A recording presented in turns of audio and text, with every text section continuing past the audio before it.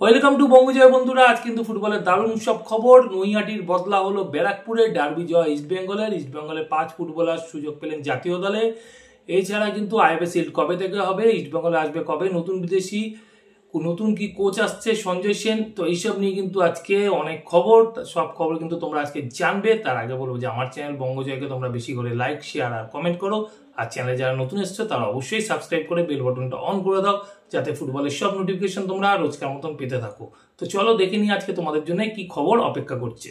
প্রথমেই আসি ভারতের মহিলা জাতীয় দলের খবর। আর মহিলা জাতীয় ফুটবল দল পিঙ্ক কাপ খেলতে এই মুহূর্তে ইউরোপে আছে। আর সেখানে কিন্তু ইস্টবেঙ্গল থেকে 5 জন ফুটবলার কিন্তু ডাক পেলেন। আর এই 5 জন ফুটবলার হলেন সুইটি দেবী, প্রিয়াঙ্কা দেবী, পান্থই চানু, সিন্ধিয়া রঙ্গনাথন এবং সৌমা গুগলাত। এই 5 জন ফুটবলারের জন্য কিন্তু অনেক শুভেচ্ছা রইল। আইএফএ শিল্ড দীর্ঘদিন ধরে বন্ধ আছে, মাঝখানে বয়সভিত্তিক হয়ে গেছিল। সেই আইএফএ শিল্ড কিন্তু আবার শুরু করছে আইএফএ।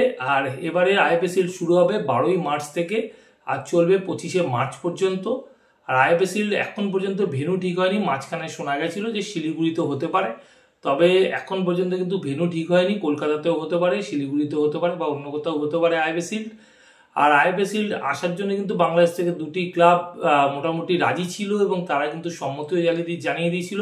তার মধ্যে ঢাকা মোহামেডান তো সবার আগে সম্মতি জানিয়েছিল এবং আবাহনী লিমিটেডও কিন্তু তারাও কিন্তু সম্মতি জানিয়েছিল। কিন্তু এই মুহূর্তে ভারত বাংলাদেশের যে একটা পরিস্থিতি চলছে, সেই পরিস্থিতি থেকে কিন্তু এই দুই দলকে কিন্তু বাতিল করলো আইএফএ এবং তাদের জায়গায় কিন্তু নতুন দল নিয়ে আসা হচ্ছে। এবং সেই মতো কিন্তু নতুন দল হিসাবে ভুটানের লিগ চ্যাম্পিয়ন দল পারো এফসি কিন্তু এবার আইএফএ শিল্ড খেলতে আসছে প্রথমবারের মতন।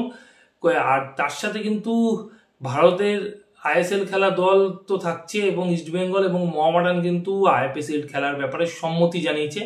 এখন পর্যন্ত মোহনবাগান সুপার জায়ান্ট কিন্তু তারা সম্মতি জানায়নি। তবে যা শোনা যাচ্ছে ইস্টবেঙ্গল কিন্তু আইএফএ শিল্ড খেলবে। এএফসির যে খেলা আছে সেই এএফসির পরে কিন্তু ইস্টবেঙ্গলের খেলা দেওয়া হবে এবং ইস্টবেঙ্গল আইএফএ শিল্ড খেলার ব্যাপারে কিন্তু সম্মতি জানিয়ে দিয়েছে। আর এবার আসে যাক রিলায়েন্স ফাউন্ডেশন ডেভেলপমেন্ট লিগের খবরে। আর নৈহাটির বদলা হলো ব্যারাকপুরে। হ্যাঁ, ডার্বি জিতলো ইস্টবেঙ্গল। আজ রিলায়েন্স ফাউন্ডেশন ডেভেলপমেন্ট লিগের এই খেলায় কিন্তু মোহনবাগান সুপার জায়ান্টকে হারিয়ে দিল ব্যারাকপুর স্টেডিয়ামে 2-1 গোলে।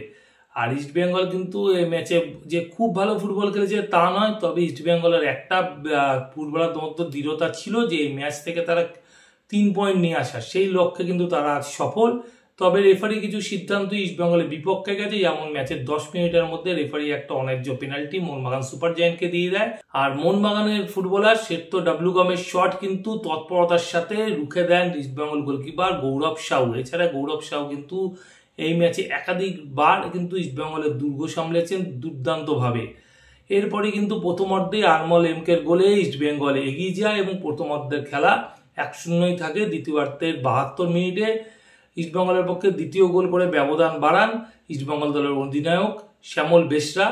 এরপর কিন্তু পাসাং দর্জি মোহনবাগান সুপার জায়ান্টের হয়ে একটি গোল শোধ করলেও তা কিন্তু ম্যাচ জেতার জন্য যথেষ্ট ছিল না। এরপর ইস্টবেঙ্গলের ফুটবলাররা কিন্তু যথেষ্ট তৎপরতার সাথে মোহনবাগানের আক্রমণগুলো রুখে দেয় এবং বিশেষ করে ডিফেন্স লাইন এবং গোল লাইনে গৌরব সাউ কিন্তু অসাধারণ ফুটবল খেলে। আর যার ফলে কিন্তু ইস্টবেঙ্গল আগের দিন যে নৈহাটি মাঠে হেরে গেছিল মোহনবাগান সুপার জায়ান্টের কাছে 1-0 গোলে, সেই হারের কিন্তু মধুর প্রতিশোধ নিল আজকে এই ব্যারাকপুরের বিভূতিভূষণ বন্দ্যোপাধ্যায় স্টেডিয়ামে। আর এই জয়ের ফলে কিন্তু ইস্টবেঙ্গল যেমন নিজেদের ঘরে 3 পয়েন্ট নিয়ে ফিরল, তার সাথে কিন্তু ইস্টবেঙ্গল ফুটবলাররা কিন্তু নিজেদের আত্মবিশ্বাসও কিন্তু আরো বাড়িয়ে নিল পরবর্তী ম্যাচের জন্য। আর ডার্বি জয় সবসময় কিন্তু দলের কাছে স্পেশাল, কারণ ইস্টবেঙ্গল যেখানে নাকি হাঁটতে হাঁটতে দেয়ালে প্রায় পিঠ ঠেকে গেছিল, সেই জায়গা থেকে ইস্টবেঙ্গলের জয় কিন্তু অক্সিজেন দেবে আগামী দিনের ম্যাচগুলোতে ইস্টবেঙ্গল ফুটবলারদেরকে, যেমন তেমন কিন্তু ইস্টবেঙ্গল সমর্থকদেরও।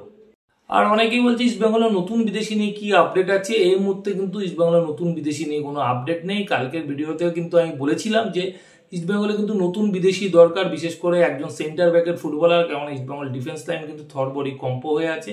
কিন্তু এখন পর্যন্ত কিন্তু ইস্টবেঙ্গলের ডিফেন্স লাইন নিয়ে কিন্তু কোনো খবর নেই যে নতুন কোনো বিদেশি আসবে কিনা, এরকম কিন্তু কোনো আপডেট এখনো পর্যন্ত পাওয়া যাচ্ছে না। এবং কেউ কেউ যদি বলে থাকে যে কোনো ডিফেন্ডারের সাথে কথাবার্তা হয়েছে বা চলছে, সেটা কিন্তু এখন আমি বলতে পারি গ্যারান্টি দিই যে এটা কিন্তু সম্পূর্ণ একেবারে ফেক খবর। এখন পর্যন্ত ইস্টবেঙ্গল ম্যানেজমেন্ট কিন্তু নতুন বিদেশি আনার ব্যাপারে কোনো আগ্রহ দেখাচ্ছে না। আর অন্যদিকে একটা জায়গা থেকে শোনা যাচ্ছে যে সঞ্জয় সেন কি ইস্টবেঙ্গলের কোচ হতে চলেছেন বা এরকম সমর্থকদের একটা দাবি। আমি গ্যারান্টি নিয়ে বলছি যে এরকম কিন্তু কোনো খবর নেই সঞ্জয় সেন কোচ হতে চলেছে। এটা একটা শ্রেণীর রটনা চলছে ইস্টবেঙ্গল ম্যানেজমেন্টের বিরুদ্ধে গিয়ে, বা ইস্টবেঙ্গলের এই মুহূর্তে যারা কর্মকর্তা আছে তাদের বিরুদ্ধে গিয়ে এরকম একটা কথা কিন্তু রটনা করানো হচ্ছে যে ইস্টবেঙ্গল কর্মকর্তারা চাইছে সঞ্জয় সেনকে কোচ করে আনা অস্কার ব্রুজের জায়গায়। কিন্তু এখন পর্যন্ত এরকম কিন্তু কোনো খবর নেই যে ইস্টবেঙ্গল কর্মকর্তারা সঞ্জয় সেনের সাথে কথা বলেছে বা তারা আগ্রহ আগামী দিনে সঞ্জয় সেনকে নিয়ে আসার ব্যাপারে। কেননা অস্কার ব্রুজও যেই পরিস্থিতি থেকে দলটাকে সামলাচ্ছে তাতে কিন্তু ইস্টবেঙ্গল কর্মকর্তারা যথেষ্ট সন্তুষ্ট অস্কার ব্রুজের পারফরমেন্সে। তো সেই কারণে কিন্তু এখন পর্যন্ত এই মুহূর্তে নতুন যে কোনো কোচ আসবে এটা কিন্তু কোনো সিওরিটি নেই, একটা ফেক নিউজ কিন্তু এই মুহূর্তে চলছে, এইটুকু আমি তোমাদের বলতে পারি। এখনকার মতন এই পর্যন্ত নতুন খবর নিয়ে হাজির হবো তোমাদের কাছে পরের ভিডিওতে। যাওয়ার আগে শুধু একটাই কথা বলবো, আগের ভিডিও যারা মিস করে গেছো তার জন্য ডেসক্রিপশন বক্সে লিঙ্ক দেওয়া থাকবে, লিঙ্ক ক্লিক করে তোমরা কিন্তু আগের ভিডিও দেখে নিতে পারো। এখনকার মতন গুড বাই।